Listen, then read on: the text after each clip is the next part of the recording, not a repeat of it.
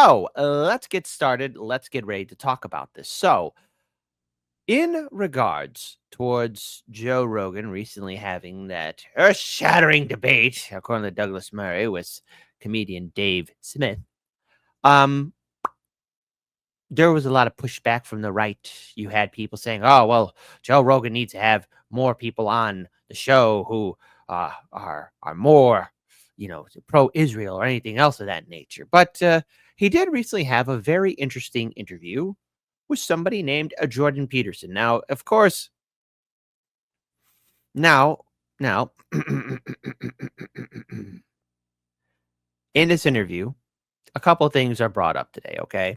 Because first of all, there's two videos I do want to play. One of which Peterson went on Rogan, and there he tried to gaslight Joe Rogan into gatekeeping the quote psychopaths who dare criticize Israel from being on a show. He claims these people do it for their own gain, when in reality they get debanked, demonetized, and everything else. But also, Jordan Peterson also dropped a chilling warning that there are such thing as the woke right. The woke right. The woke right. So let's go ahead and at least pull this up here. All right? I want to bring up this video here. So, because I found it interesting that there's talk about the woke right. Because I've said before, yes, there's SJWs on the left, but there's SJWs on the right, the extreme left and the extreme right. Okay. And these are the people who are extremely Puritan. Okay. And for those who don't know, the Puritans, well, they're commonly known as the Pilgrims here in the USA. And the Pilgrims, the Puritans, were people before they left England, were people who, yes, they did kill King Charles I, okay? And in that, when they took over, when Cromwell and his fantastic friends took over, no drinking, no booze, no smoking. Christmas was effectively canceled. Laughs and jokes and a swell good time. You know, according to the old stories that I was told about the Pilgrims, that they were persecuted and kicked out. No, everyone got tired of their crap. And then sadly, the influence of Puritans being in any kind of political organization or institution still remains. But let's talk about the quote unquote woke. I said woke right. I think that virtualization has enabled the psychopaths. Without a doubt. Yeah, well, without a doubt. That's a terrible thing, because the psychopathic types, they're always the death of everything. Like I'm seeing this come up on the right now. So imagine this. I've been working on a new theory of political psychopathology, and I like it quite a lot. Is this where the term the woke right comes in? Yeah, well, Lindsay is pointing at that, but he hasn't got the diagnosis exactly right. So it isn't woke. That's not the issue. It's not exactly. I think what they're talking about is like similar types of behavior. He is talking about that. Yeah, no, what he's pointing. Woke just lets you clarify in your head. Oh, it's like that. Yeah, but the problem is, it's like Antifa. Yeah, absolutely. But the problem is that argument is predicated on the claim that the ideas are the problem, like the woke ideas, for example, on the right or the left. But that's not the problem. The problem is that 4 to 5% of the population, something like that, is cluster B, that's the DSM-5 terms, histrionic, narcissistic, antisocial, psychopathic, or they have dark tetrad traits. They're Machiavellian, they're sadistic. That's about 4%. Okay, so the question is, how do these people maneuver?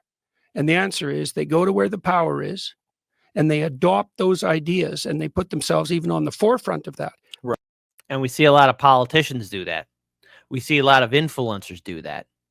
We see a lot of actors and actresses and directors and people with a lot of power. Now, I just want to point this out here too, because you may notice this, especially as time goes on, especially as we see the power of the internet and our smartphones become more connected to us, that those who are demanding the absolute power and authority are the ones that are the most loneliest and most depraved and psychopathic. And we're seeing a lot of people try and do that click, copy, paste, because when you try and become part of that group or try and obtain that kind of power because you might feel you're in the right, or a person might feel they're in the right, you'll notice that they become deformed, sick, depraved, anything for the attention, anything for the power, anything for them to make themselves correct above all others. Now, I've run into my fair share of people like this. Sadly, they are out there, and I'm pretty sure some of you have run into people like that as well in some iteration or another. But they are out there. You know, it's easy for us to look back the last 4 years and look at the woke left or SJWs or cancel culture, and yeah, that was a thing. It was a thing. There's no debate about it. I won't debate about it. Yeah, it was a thing. And plus, we had to deal with a lot of those SJWs who were jumping up for joy, the vote blue no matter who people, whenever Harlan's media did get terminated or demonetized, or when any of our colleagues lost their channel, okay? Or whenever those people were jumping up for joy when somebody got canceled. I mean, they felt victorious in their right. But that's a problem that's also on the right wing too. And you could see in this whole entire last week, people were trying to cancel Joe Rogan or correct Joe Rogan because of how Dave Smith just smacked around Douglas Murray. And you know what? That's my opinion. But the more I look back at it, because I actually sat down and rewatched that entire debate that happened, Douglas got smacked around. And it's fascinating to me that people are bending over backwards as Douglas wrote his little, "Oh, I hate you" letter, his op-ed for the New York Post. And then you had Mike Rappaport even scream and yell about Joe Rogan. Listen, the gauntlet has been dropped. I dropped the challenge. Look, if Mikey and Douglas are so triggered, go back on the Joe Rogan show together, tag teams, get Dave Smith, maybe Aaron Mate or Max Blumenthal be with Dave Smith and Joe Rogan, with maybe Kip Capello, special guest co-host and moderator. And they have the debate. Have another debate. You'll have 2 experts on one side and 2 comedians, or 1 comedian and 1 guy who's just struggling to make ends meet. Debate. And let's make it happen. Let's make it happen. Right. But the ideas are completely irrelevant. Right. All they're doing is, Let me rewind this. Sorry. or they have dark tetrad traits. They're Machiavellian. They're sadistic. That's about 4%. Okay, so the question is, how do these people maneuver? And the answer is they go to where the power is and they adopt those ideas and they put themselves even on the forefront of that. Right. But the ideas are completely irrelevant. Right. All they're doing is they're the Pharisees. They're the modern version of the Pharisees. They're the people who use God's name in vain, right? As they proclaim moral virtue. Yes. Doesn't matter whether it's right or left or Christian or Jewish or right. Islam.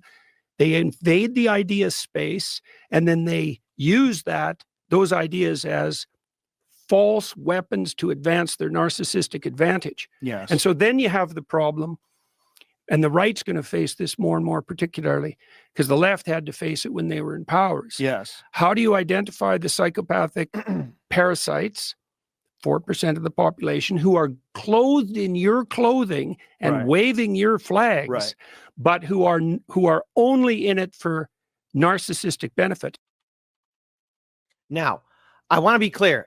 I want to be clear on this right now, okay? Number one, this is something that I encourage everyone across the political spectrum, on the left and the right, hell, even in the middle. We have to be aware of, you guessed it,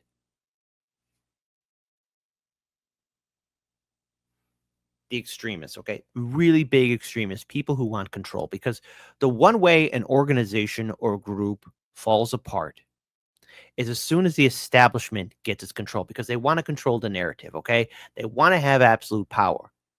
Now, hey, on November 5th, 2024, the Republicans, conservatives, Trump supporters, they gave a gut check to the Democrats. The Democrats lost the Senate and House. They lost the presidency. Tic-tac-toe, 3 in a row, they got smacked around. But in that euphoria of defeating the woke left, liberals, the vote blue no matter who machine, the right now has a little bit of a quandary, and that is, you guys got your own problems too. You got your own SJWs too. And you got some people in positions of power that are leading the right down the same path that you had the woke left lead the Democrats, progressives down the road too. It's always self-destructive. And we talked about this on the post-duopoly show, especially with how how Trump and the Republicans are kind of screwing things up to where there's a potential the Democrats could get a resurgence. It's like a script from the WWE or ECW or WCW. We see this play out all the time. I want to pull up this tweet here from Jimmy Dore real quick here, okay? I want to pull this up here. The free speech crowd has absolutely crumbled over Israel. They now want guardrails on idea, speech, and podcasts. Pure desperation because they're losing the narrative around Israel and slaughtering, again, children, men, women, and children. This full court press by Zionists is remarkable to watch. So I want to play this video here. Let's play this. You also set that conversation up, but it poked up and made itself manifest in that conversation. And the issue is, how do you identify the psychopathic pretenders? And it's even worse now, and then make a barrier, right? Now, the right was calling for the left to do that for decades, and they didn't, and they couldn't. And the left is not good at drawing barriers, partly temperamentally. The right is somewhat better, but there's no shortage of monstrosity there. And so then the question is, how do you draw the line? And that's kind of what I was, because I've been watching these right-wing, they're not right-wing, these psychopathic types manipulate the edge of the conservative movement for their own gain. And a lot of that's cloaked in anti-Semitic guys. There's plenty of anti-Semitism on the left too, by the way. So it's not unique to the right. Well, but particularly now. Yes, particularly now. And so, you've let your curiosity guide you, your curiosity and your desire for knowledge, this quest, you've let that guide you as a podcaster. And by the way, I'm trying to work through exactly the same sort of thing. Prim 54, yes, I want to give credit where credit's due. Shout out to Keenan and Russell from Due Dissidence. The worst thing you can do in a culture war is win it. Due dissidence. And you know something? We saw it play out. I mean, look, there was a point, late 90s, and perhaps throughout all of the 2000s, we saw the right, the extreme right, evangelicals, Republicans, get slapped around by liberal media, Democrats, and the left. We did see it, and it got to the point to where there was a big victory. There was. But see, the thing is, in that victory came something disgusting. The very same thing that the quote-unquote liberals, left, Hollywood hated, and that is they became tyrants and monsters in their own right, hypocrites in their own right. And nothing destroys a movement than its own hypocrisy. We see that. We see a lot of egomaniacs and people with power go mad with it. Once they get all the figgy pudding, all the royal jelly, they become this ever expanding monster filled with more gluttony, more greed, wanting to have more control. And the right has that problem now too, because look, after November 5th, that machine got destroyed. I mean, corporate media is hemorrhaging viewers. The Democrats as a brand, they don't have a leader. I mean, they can very well get a resurgence. There is a very real possibility for it, and I see it playing out. The groundwork being laid out for 2028, but Hollywood's also going broke. And I think the message is abundantly clear. The movie and television environment that we saw in the last 8 years, not only is it blowing up, it's in the deep red. So Prim 54, outstanding quote. Shout out to my friends from Due Dissidence. I'm going to rewind this again. It's not unique to the right. Well, but particularly now. Yes, particularly now. And so, you've let your curiosity guide you, your curiosity and your desire for knowledge, this quest, you've let that guide you as a podcaster. And by the way, I'm trying to work through exactly the same sort of thing. How do you know, given your radical increase in stature over the last 10 years, how do you know when your curiosity and even your skepticism about the fact that things aren't the way that people say they are, because that's certainly been demonstrated in the last 10 years, how should anyone decide what guardrails to put up? Like, what do you look for? Do you have a conceptual system worked out for that? Like, because what now let's talk about guardrails. All right, let's talk about gatekeeping. Okay, because I've seen my fair share of gatekeepers. When Harlan's media got started off, especially in independent media, when we were on the streets, when we were covering protests, the one thing and this was like the first term of Trump. So obviously this was the beginning stages of the full Oh, better be polite to the SJWs, the activists, everything else in between. But man, was there a lot of gatekeeping. I remember even trying to interview, DSA groups in Chicago, environmentalist groups, and yes, even Justice Democrats, brand new Congress, our revolution people. And I got to tell you, even the socialist groups there too. God, it was like pulling freaking teeth. It was like pulling teeth. It was like, who are you? Do you fit the right channels? Or what's your group made of? Or like, what's this? What's that? Like, it was like sniffing around. Or either that, them wanting to be part of what we were creating for Hard Lens Media. We were just creating an independent media network. And I remember I had one group from an organization. I'll keep it anonymous, but this is what really pissed me off. This was like halfway through when we were still on radio. One person said to me, it seems like you're reaching out to us because you want to gain off of our popularity. Now, this is when I was very idealistic and very hopeful. When all reality, I responded back. Now that I look back at it as an old, more of a seasoned veteran, I responded back. Look, we just want to we want to introduce our audience to people who are doing good. You guys are doing all this stuff. We just want to interview you guys and talk about the good that you're doing. It was like pulling goddamn teeth. It was like that all the time. I remember one time, these very same gatekeepers, there were some, at the time, some big time progressive speakers at this event.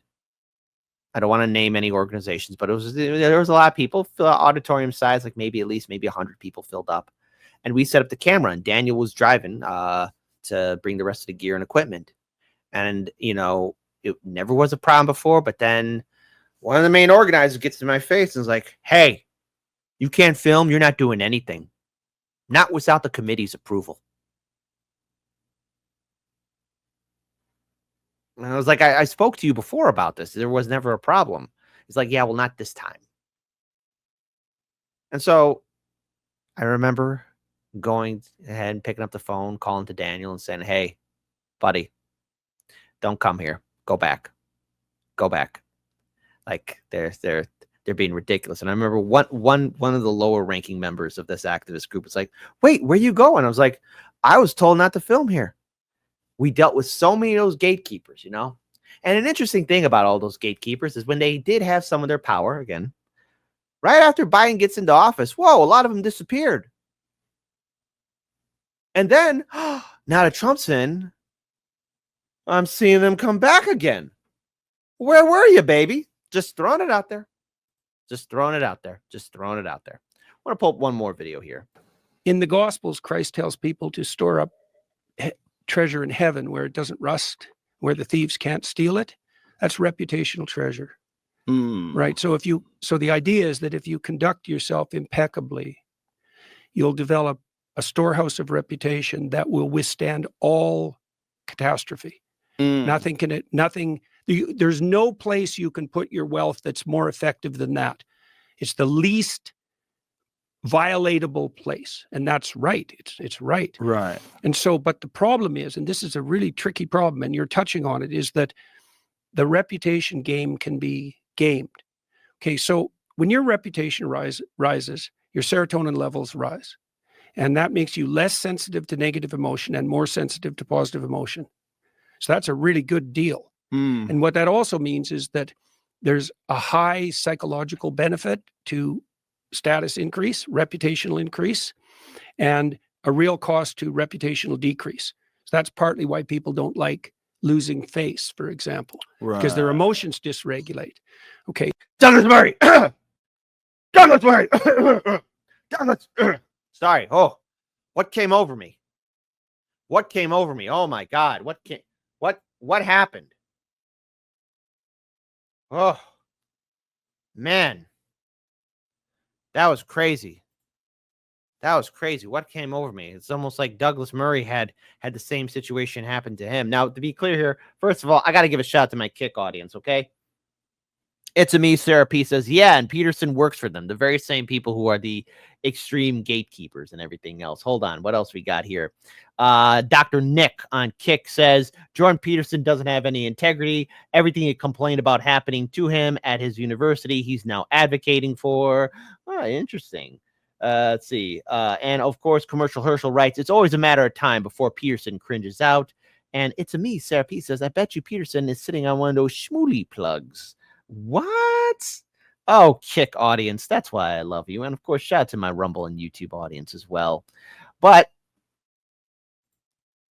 it is fascinating to see that once those who do have the power, who do get the influence, this is all psychological. This is all things that are happening. And the thing is, we could very well see a lot of people on the right have their full-on collective meltdowns, or either that being called out for the hypocrites that they are.